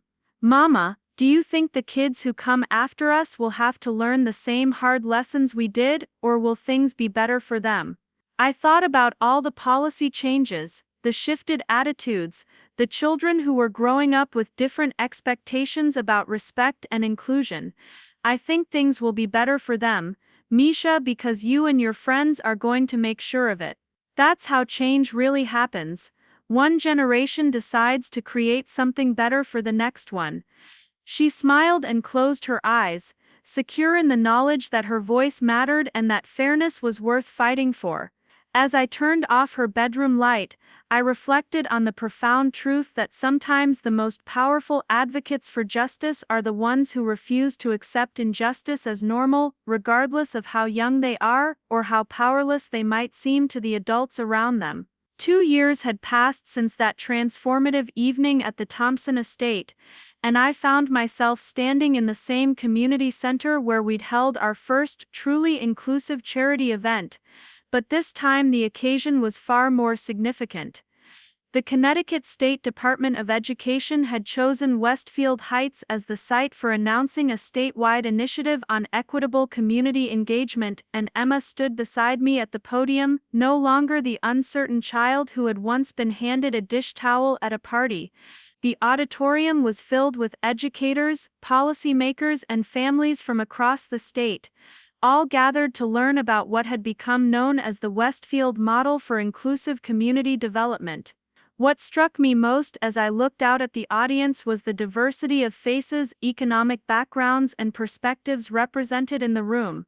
This was exactly what we had envisioned when we first began challenging the discriminatory practices that had once seemed so entrenched in our community.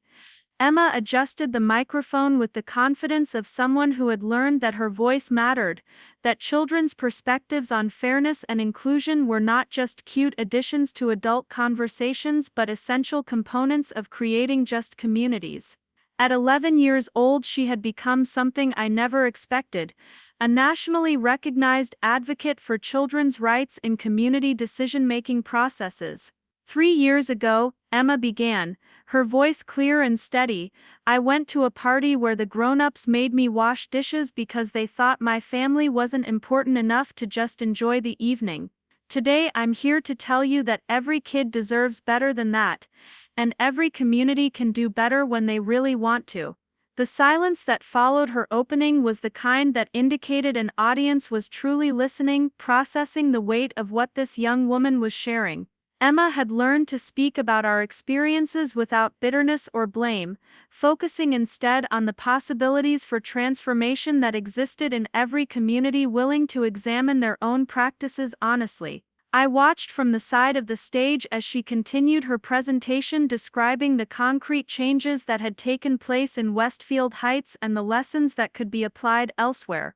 She spoke about policy reforms, shifting social dynamics, and most importantly, the role that children could play as partners in creating more equitable communities rather than simply recipients of adult decisions.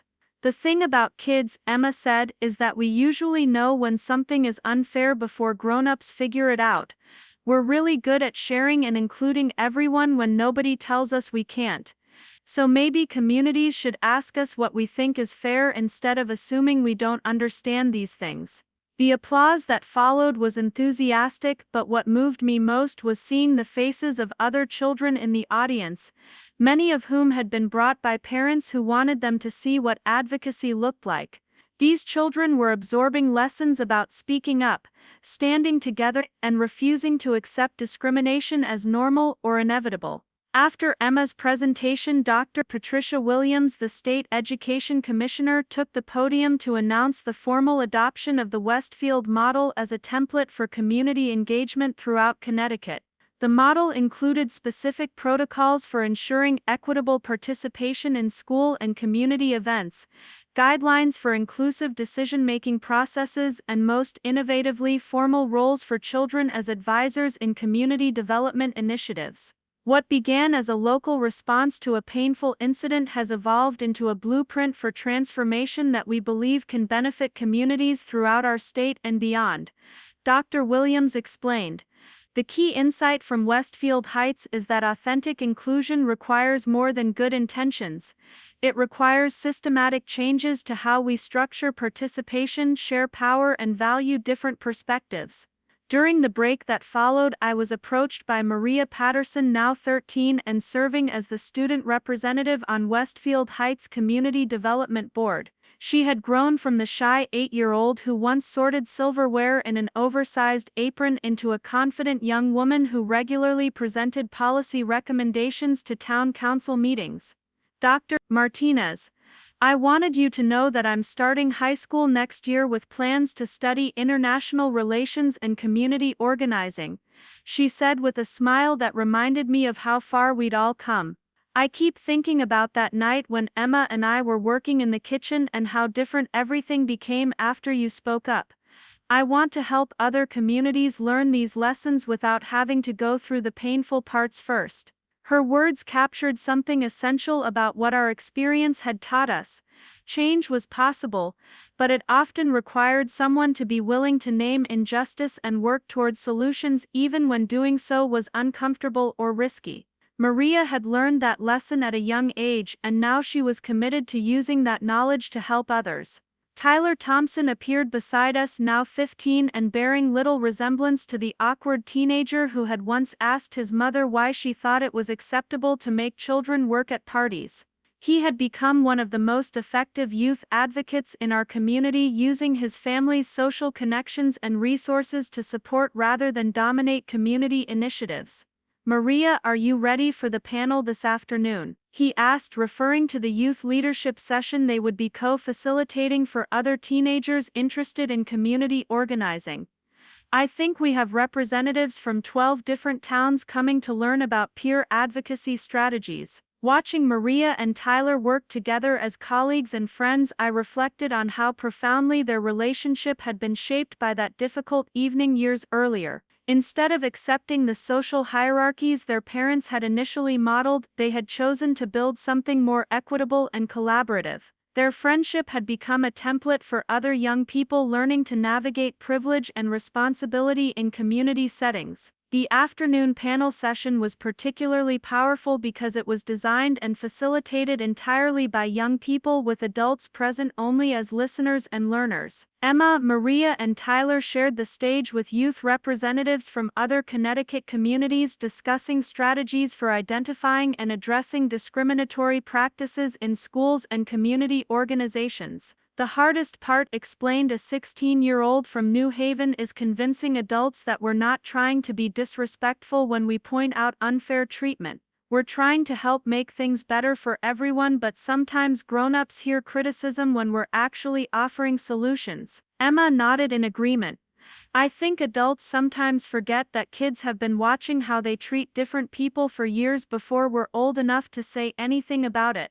By the time we can speak up, we usually have really clear ideas about what's fair and what isn't. The conversation that followed demonstrated how sophisticated young people could be when discussing complex social issues. These teenagers were analyzing power dynamics, proposing policy alternatives, and developing implementation strategies with a level of insight that impressed even the most experienced community organizers in the audience. During the question and answer session, an adult participant from a wealthy suburban district asked how communities could maintain high standards while also ensuring inclusive participation. The question contained familiar coded language about excellence and achievement that I recognized from my own early experiences in Westfield Heights. Tyler responded with the diplomatic skills he'd developed through years of navigating these conversations. I think the question assumes that including everyone somehow lowers standards, but that's not what we've seen in our community.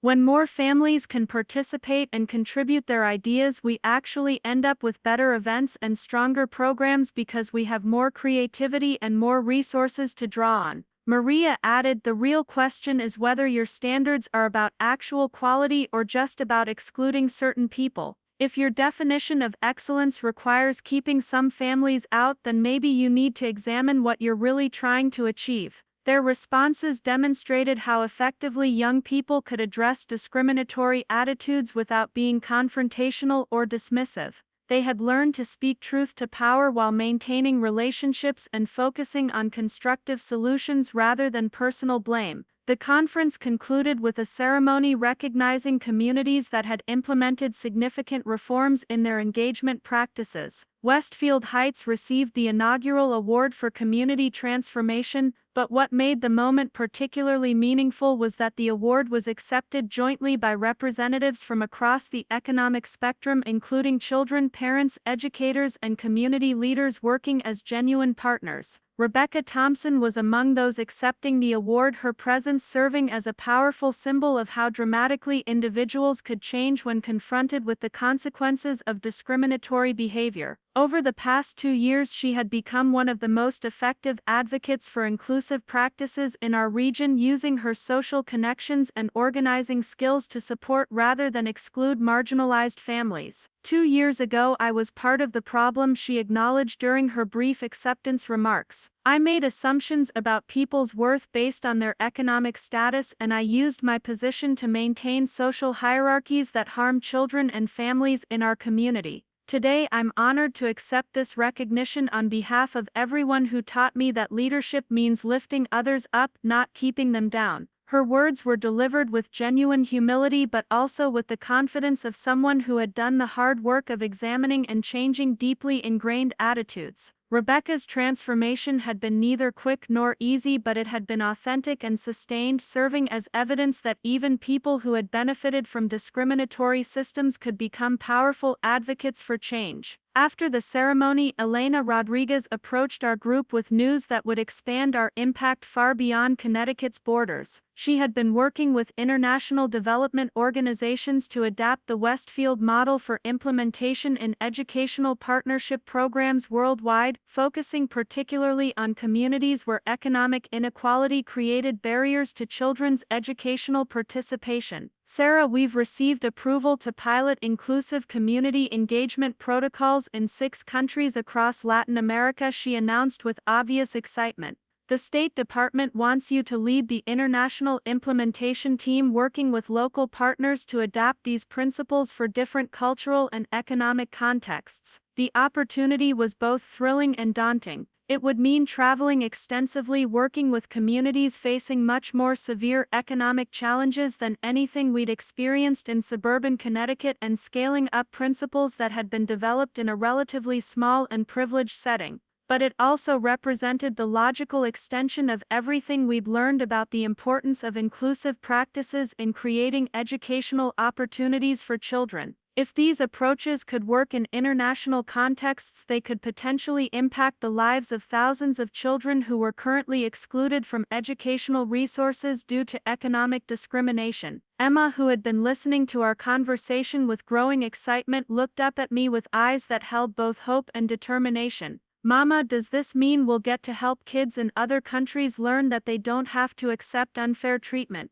If we do this right, Misha, that's exactly what it means, I replied, already imagining the possibilities for connecting young advocates across international boundaries to share strategies and support each other's efforts. The international program launch took place 6 months later in Costa Rica, where we had established our first pilot site in a rural community outside San Jose. Emma accompanied me as a junior consultant, her role being to work directly with local children to understand their perspectives on educational access and community participation. Watching Emma facilitate workshops with Costa Rican children despite language barriers and cultural differences reminded me of the universal nature of children's understanding of fairness and inclusion. These young people quickly found common ground around issues of respect, voice in decision-making, and the right to participate fully in their communities regardless of their families' economic circumstances. The success of the Costa Rica pilot led to expansion throughout Central America, and within a year we were implementing community engagement protocols in schools and organizations across 6 countries. Each site presented unique challenges and required adaptation of our basic principles to local contexts, but the core insights remained consistent. Children could be powerful advocates for their own rights, communities were capable of rapid transformation when properly motivated, and inclusive practices strengthened rather than weakened organizational effectiveness. One particularly moving experience occurred during our work in a small Guatemalan village where economic inequality had created stark divisions between families who could afford school fees and supplies and those who could not.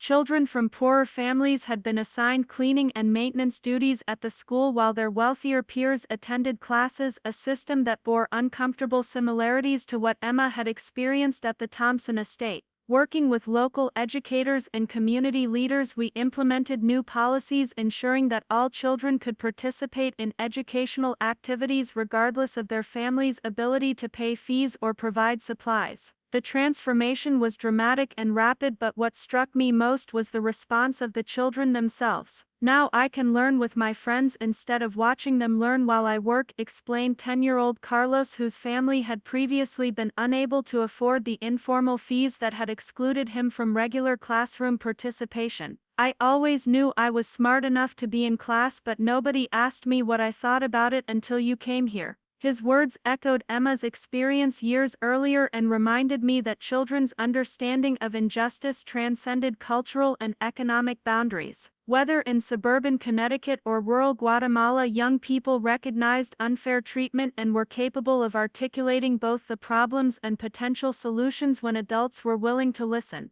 The international program also created opportunities for young advocates from different countries to connect and learn from each other's experiences. Emma began corresponding with children from our various pilot sites, sharing strategies for community organizing and peer advocacy that proved remarkably transferable across different contexts. These connections culminated in an international youth conference on educational equity that brought together young advocates from 12 countries to share their experiences and develop collaborative strategies for addressing discrimination in educational settings. Emma, now 13, served as one of the primary organizers, demonstrating leadership skills that had been nurtured through years of meaningful participation in community decision-making. "The thing we've learned," Emma told the assembled young people during her opening remarks, "is that adults are usually ready to listen to us when we show them that we understand the problems and have realistic ideas for solutions. We don't have to wait until we grow up to make things better for ourselves and other kids." The conference proceedings were later published as a handbook for youth advocacy in educational settings,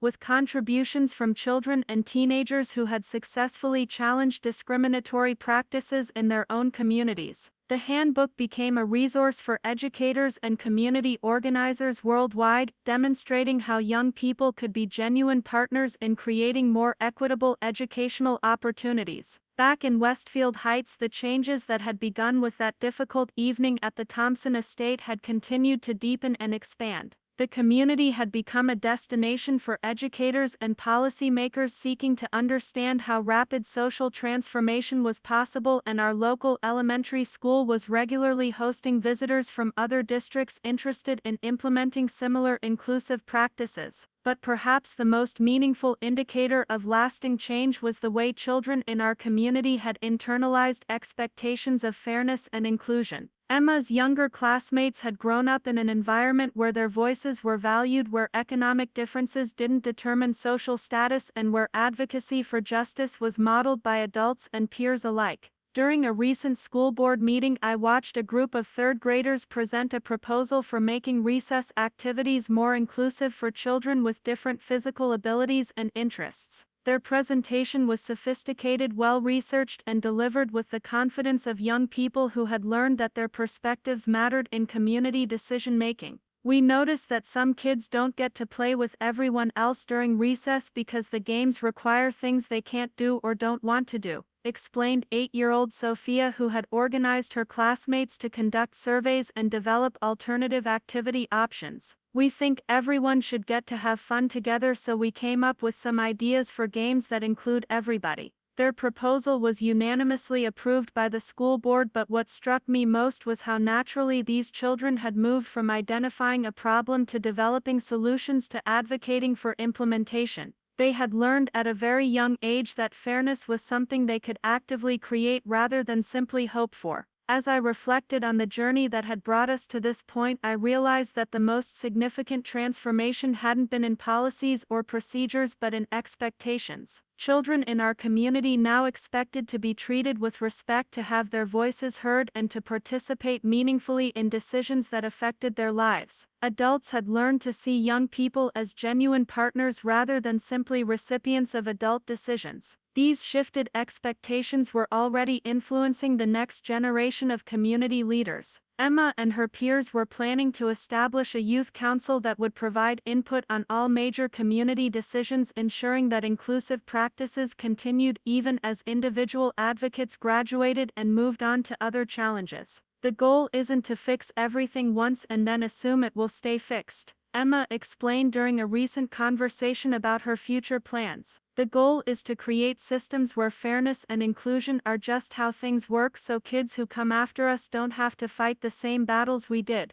Her insight captured something essential about the nature of social change. Lasting transformation required not just addressing specific instances of discrimination but creating cultural shifts that made equity and inclusion the expected norm rather than the exception. Looking toward the future, I could see how the lessons learned from our experience would continue to ripple outward, influencing communities' policies and individual lives in ways we were only beginning to understand. Emma and her generation had learned that change was possible, that their voices mattered, and that fairness was worth fighting for. Those lessons would shape how they approach challenges throughout their lives, creating a legacy of advocacy and inclusion that extended far beyond any single community or initiative. The story that had begun with humiliation and discrimination had evolved into something much larger, a demonstration that communities could transform themselves rapidly and thoroughly when people found the courage to speak truth and work together toward justice. And perhaps most importantly, it had shown that children could be powerful catalysts for that transformation, bringing clarity, courage, and hope to the ongoing work of creating a more equitable world. As Emma prepared for high school and her continued advocacy work, I often thought about that 8-year-old girl who had once been handed a dish towel at a party where she was supposed to be a guest. That child's experience of injustice had sparked changes that were now influencing educational policies and community practices around the world.